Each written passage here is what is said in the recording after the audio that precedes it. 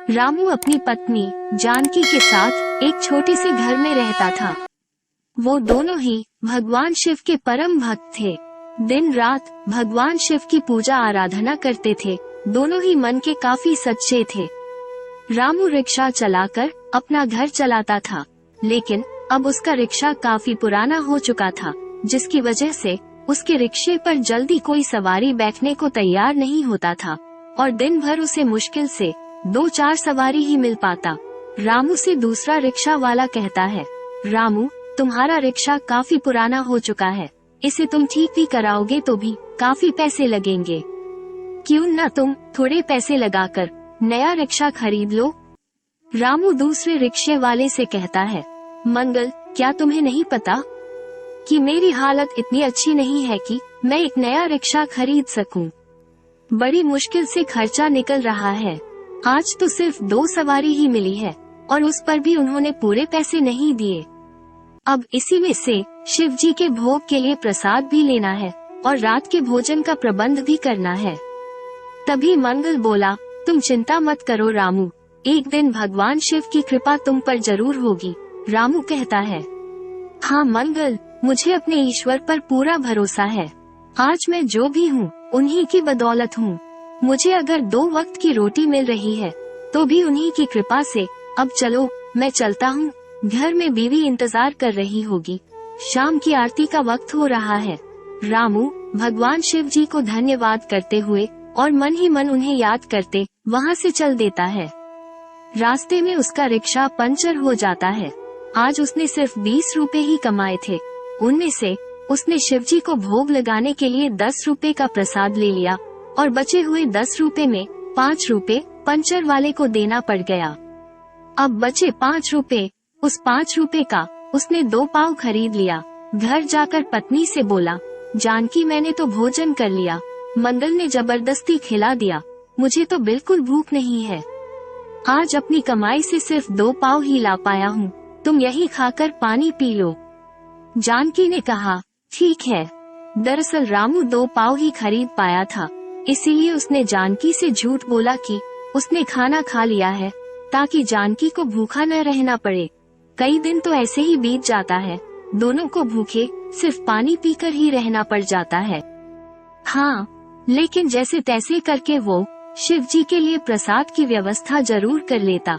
इधर एक दिन भगवान शिव से नंदी ने कहा, प्रभु, रामू और उसकी पत्नी जानकी आपके अन्य भक्त हैं, उसे कितनी भी तकलीफ क्यों ना हो, वो आपको भोग लगाए बिना नहीं रहते। प्रभु, आप उन पर अपनी कृपा क्यों नहीं बरसाते? वो इतनी तकलीफ में है, आप उनके लिए कुछ क्यों नहीं करते?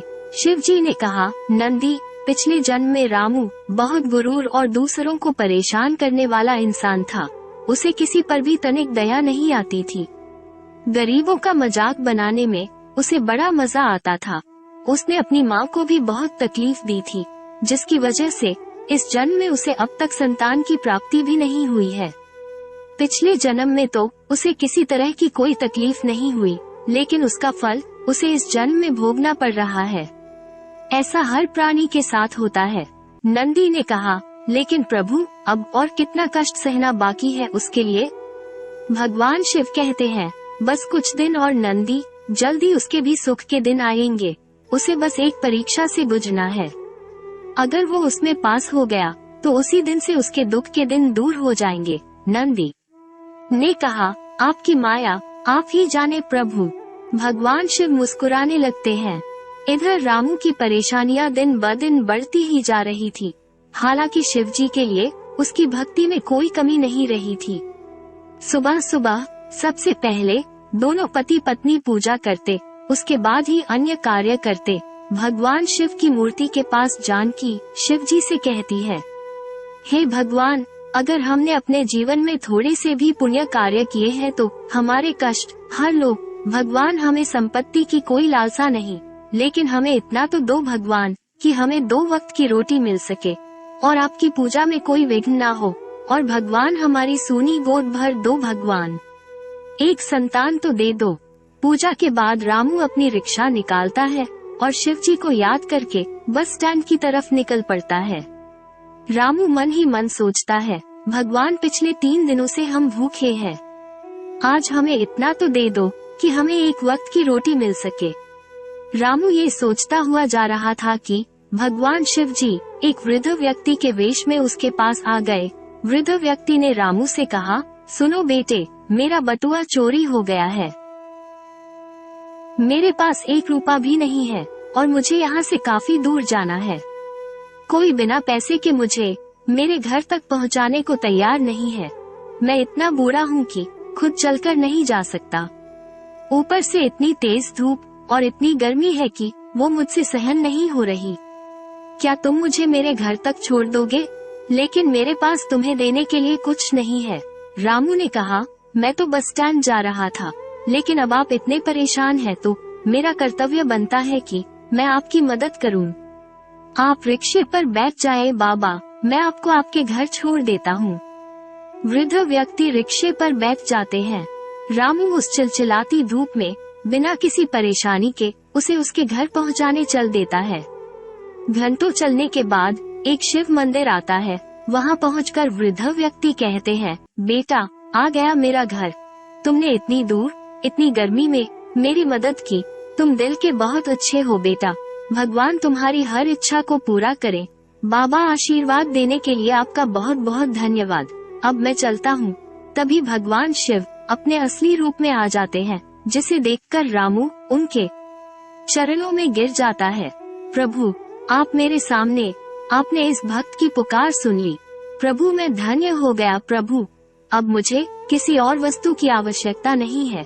रामू की बात सुनकर भगवान शिव ने कहा, रामू, मैं तुम्हारी परीक्षा ले रहा था, जिसमें तुम पूरी तरह से सफल हुए हो।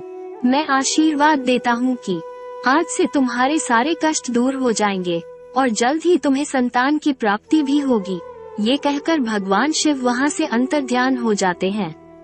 रामू खुशी खुशी अपने घर जाता है तो देखता है कि उसकी झोपड़ी की जगह पर खूबसूरत पक्की मकान बन गया है, जिसमें सारी सुख सुविधाएं उपलब्ध हैं। वो अपनी पत्नी से सारी बात बताता है, जिसे जानकर दोनों खुशी से झूम उठते हैं। कुछ समय पश्चात उसे एक बेटी और एक बेटा होता है। अब रामू रिक्शा बेचने का व्यापार करने लगता है, जिससे उसे काफी अच्छी आमदनी होती है। वो अपने परिवार के साथ सुखपूर्वक जीवन व्यतीत करने लगता है। लेकिन आज भी भगवान शिव के प्रति उसकी भक्ति में कोई कमी नहीं आई, बल्कि अब तो वो शिव के और भी बड़े भक्त बन गए।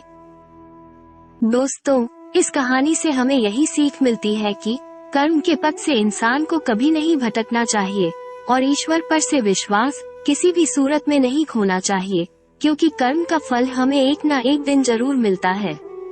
हम उम्मीद करते हैं दोस्तों कि यह रोचक कहानी आप सभी को बहुत पसंद आया होगा। हमारे YouTube चैनल को सब्सक्राइब करना ना भूलें। धन्यवाद।